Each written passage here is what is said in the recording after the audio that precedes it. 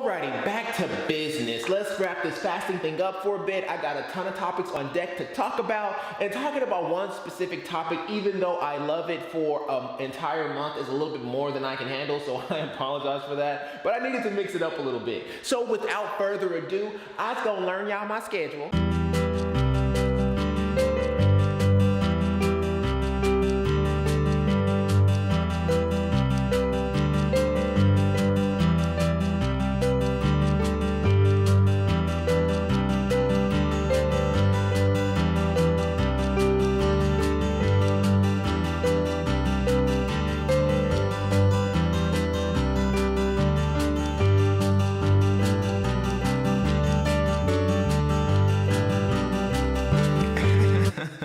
Watch this. So yeah, this video does build on some of the concepts in 102 and 103, but more specifically 103, so I would encourage you to take a look at those videos if you have not. Now, my 18-6/24 method. My fasting style says Monday through Friday you eat for 6 hours and you fast for 18. Then on weekends you eat for 4 hours and you fast for 20. This completely maximizes your fasted time while still allowing plenty of room to work out and build muscle. So let's take a look at my particular schedule prior to intermittent fasting. So when I first started, I worked basically from 8 a.m. to 5 p.m. Monday through Friday. I ate whenever I thought I was hungry, but my eating times were usually around 9 a.m., noon, a snack at 3 p.m., then I ate again at 6 p.m., and then I had another meal at 8 p.m.-ish, somewhere in there, to finish out my day. The problem was, it was hard for me to set up any kind of significant rhythm because my schedule kept changing. Or I would skip a meal or forget and not worry about it because I thought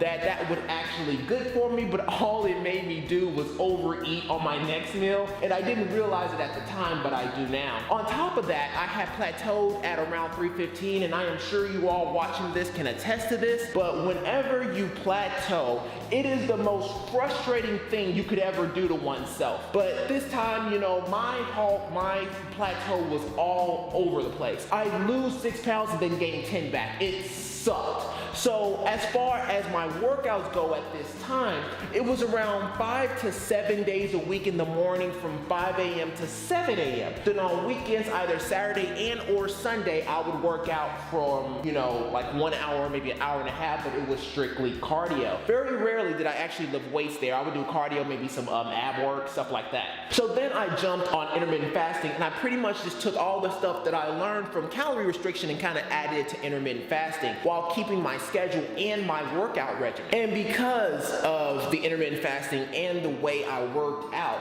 it also helped with my hunger as well, because my eating window was from noon to 6 p.m. I would make sure my final meal had a decent amount of protein in it. Back then, it was a product called Refeed. Not, you know, trying to endorse them or anything like that. I'm just telling you what I ate. I made sure I always got my protein smoothie for my last meal, so that helped with hunger. Then I would go to bed around 11 p.m.-ish to midnight. Usually, I would say about 70% of the time, I wasn't hungry. If I was, I would just drink water and chew gum and I was okay. So I don't think I was actually hungry, I think I was just thirsty. Then when I woke up, I would take a pre-workout supplement with caffeine, then go work out. So I never had food in me when I worked out. Just working out also deals with hunger as well, and this tided me over to around 9 a.m.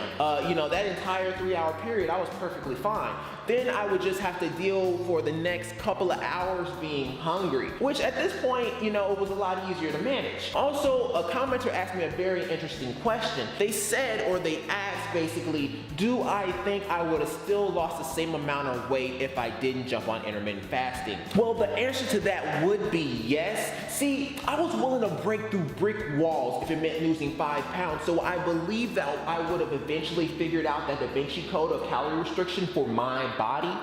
You know, I think I even know where it was coming from. I think it was my final meal. I could even tell you what I ate. It was 2 to 3 turkey links, or turkey sausage links, 3 eggs, a half a cup of cheese, 4 pieces of whole wheat bread, and 2 Skinny Cow ice cream sandwiches and a protein shake. Oh, Skinny Cow, your review will come soon. I promise you that, my friend. So this final meal doesn't sound bad, but the fat content from the turkey sausage coupled with the sugar in the Skinny Cow ice cream sandwiches was a recipe for disaster. Who would have thought that healthy foods would also make you fat? It's crazy, right? You know, that's kind of what happened. So this also explained why my weight spiked so much. So yeah, I would never say calorie restriction failed me. I am even when it comes to calorie restriction versus intermittent fasting when it comes to my diet. However, I must say that intermittent fasting was extremely fast for me. I broke that plateau like gangbusters, and you guys know the rest from there, and that's pretty much how I handled that part of weight loss and that part of my plateau for the most part. If you guys have any questions regarding intermittent fasting or how to set it up towards your schedule,